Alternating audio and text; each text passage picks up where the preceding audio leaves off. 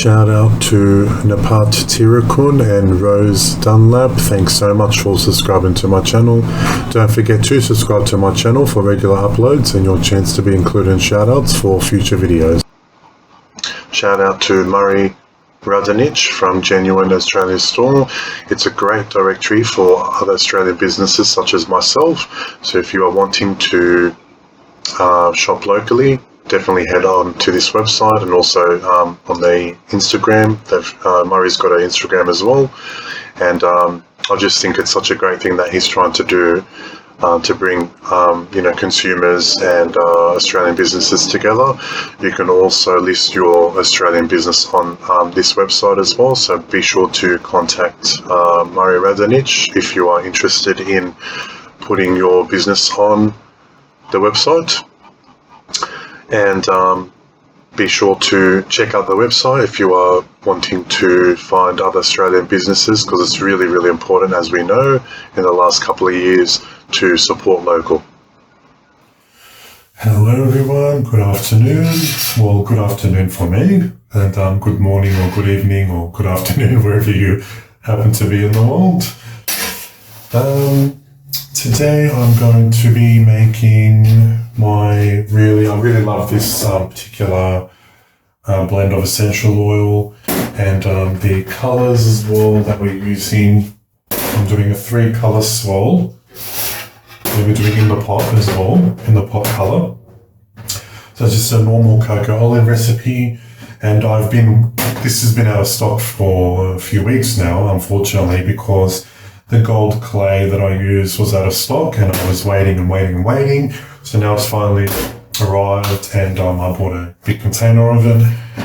And this blend is going to be 2% patchouli, 1% cedarwood atlas, and 1% petitgrain. Beautiful, beautiful combination. Really earthy, slightly sweet and bitter, because petitgrain is basically a bit orange. And it sticks really nicely when you have more of a base in your essential oil blend.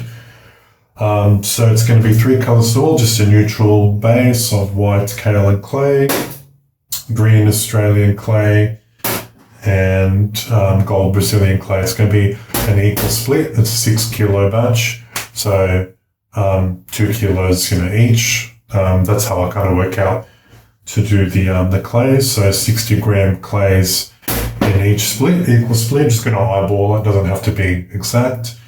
And so I'm just waiting for the live oil to cool. It's currently 55 degrees. When it's cooled below 50, I'll add the sodium lactate and wait for it to go down to about 40 degrees Celsius. And then I'll combine everything, because it's pretty cold at the moment, so it's really cooling down. It's winter next month here, so I'm not too worried about it overheating or anything like that. It's pretty chilly. My coconut oil cooled down really quick. When I took this off about 20 minutes ago, it was 40 degrees, and now it's 32 degrees. So it's definitely going to be absolutely fine when adding the live water at 40. If it was summer, I wouldn't add it at 40. I'll wait maybe to about 30 or 35. Generally, I like it around 30. But because it's cold now, it's not really going to impact the soap at all. So I'm hoping that this camera layer is better. I know before it was kind of cutting off the sides, so I'm hoping that you can see properly. Oh gosh. Right, so I am actually going to be starting soap making classes. So I made, you probably can't see from there, but behind this, where my phone is, I used my old Samsung to record everything. I made some space on the top shelf, and I'm going to be putting those mini computers there with a small screen, because I'm going to be doing soap making classes. So I'm going to start off doing level 1. It's just a basic kind of, it's more for beginners that haven't really made soap before, or that might have made, 1 or 2 batches before and still, require just some a confidence boost, or, they're just happy to join in the soap making. And it's going to be fairly simple, just, 2-color swirl. I'll provide a list of, non-accelerating essential oils, or, the very limited fragrance oils I have used, just so it doesn't, misbehave on a beginner. So, and then level 2 obviously would be more like, 3-color swirls using more luxurious butters and, additives in your soap. And of course, level 3 would be, making milks and really making your bars luxurious.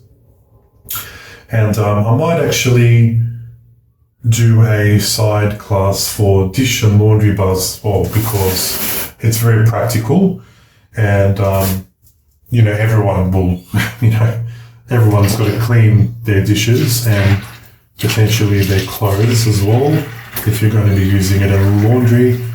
I'm just adding the olive oil to the coconut oil because the coconut oil is fully melted, so I will add the olive oil. And it's just a 70% olive, 30% coconut recipe. Really, really love this recipe. It's kind of a staple recipe in most of my bars. I do have obviously bars where I use shea butter and, all those other good additives like cocoa butter, chocolate soaps and stuff like that. But a good majority is cocoa oil, which is the best. Really, really skin friendly, perfect conditioning and cleansing abilities together. Very, very mild, and customers love it too. So do I. It's my favorite. And of course, 100% coconut oil is my favorite too. Those two are just my absolute go-to recipes. I am going to stop doing cocoa shea bars only because, not because there's anything wrong with it, but they are kind of a little on the expensive side to make. And I probably won't be doing that. I might alter it and do maybe 20% shea, 30% coconut, 50% olive oil, just to kind of bring the cost down, because I don't want it to be too pricey. So I have reduced what I have left of the cocoa shea bars to a much lower price, just to kind of move them out. And then I will start making the new batches. So, I'm going to be cutting these bars at 3.1 centimeters, and I'll get 50 bars at 6 kilos. I'm really liking, they weigh about 150 grams, between 150 and 160 grams, but I just put 150 grams on the labeling because so I don't deceive anyone. So they'll minimum get a 150 gram bar. I mean, sometimes it can go under like 5 grams, so it might be 145 grams, but, that's the nature of handmade soaps. Sometimes it might be just a little bit under, but most 99% of the bars will be over 150 for sure. So I'm comfortable at putting them at 150. And I really like doing it that way as well. Like those sizes, I find they're really, really nice size, and I think like they're better value as well for the customer. And other brands that are 140 grams and up, like commercial brands that are in retail stores, and because I do stock to retail stores, they have recently put their prices up to $9.95 per bar, which is pretty steep. So what I'm trying to do is I want to keep my 150 gram bars at $8.95, and I think that's a really, really great price point. And I'm still making the necessary profits that I need to make, obviously, to function as a business. But of course, for the consumer, I want it to be the best value possible. And of course, as everyone knows, watching this video, handmade soap is the best. You just can't compete with it. So let me know also if you're excited about me doing online classes as well.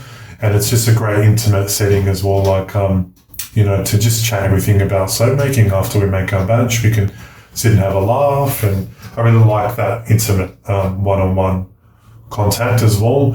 So I'll be doing like max 4 people in the online classes. I don't want it too big, just Yeah, again, like a nice intimate setting, and I'm not a very good multitasker, so I don't think I could be able to do more than 4 people at a time.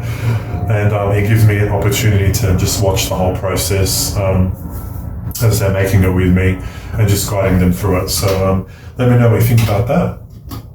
So yeah, I'm just going to wait for the lime water to cool down. This is all mixed in. And let's check the temperature of that, probably 27 or 23, that's fine. So that'll be fine. Well, since it is 23 degrees, because it is fairly cold, I will actually, what's the temperature now? All right, the lime water is 49 degrees, so I think I'll just mix it now. It's fine. It's not going to misbehave, considering the oils are a lot lower in temperature than what I usually do at 30 degrees. So I think I'll just, I'll get started now. Actually, I'll just put my gloves on. I'm fairly confident. Plus the citric acid will slow it down considerably. So I'll just get my gloves. My glasses are already on, of course.